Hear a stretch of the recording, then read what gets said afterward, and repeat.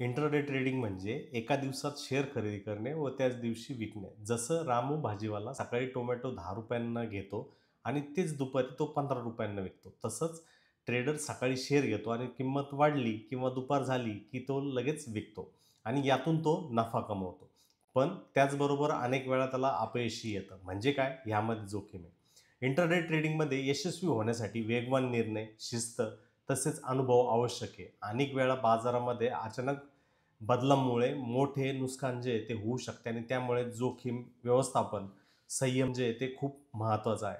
यशस्वी trader हे बाजारांच्या हालचालीचा अभ्यास करून योग्य वेळेवरती खरेदी आणि विक्रीचा निर्णय घेत असतात आणि सतत शिकत राहतात. अपयशातून शिकणे व चुका सुधारत पुढे जाणे हेच खरे यश आहे. म्हणून आपल्यापैकी भरपूर लोक जे आहेत ते लॉसेस करतायत किंवा प्रॉफिट करतायत. तो दुय्यम पार्ट राहिला आहे. परंतु त्यामध्ये पद्धत, शिस्त, नियोजनबद्ध पद्धतीने त्याची आखणी करणे हे महत्त्वाचे पॅरामीटर्स तिथं उठतात. म्हणून इंट्राडे ट्रेडिंग म्हणजे वेग, निर्णय, शिस्त आणि सातत्य. शिका, समजा आणि मगच ट्रेड करा. कारण यश व अपयश या दोन्ही गोष्टी या क्षेत्रात नेहमीच असतात आणि जो कोणी योग्य तयारी व मानसिकता ठेवतो, तोच एक दिवस जो आहे तो नक्की यशस्वी होतो. अशा नवनवीन कल्पनांसाठी आमच्या यूट्यूब चॅनल तथा Instagram पेजला फॉलो करा. धन्यवाद.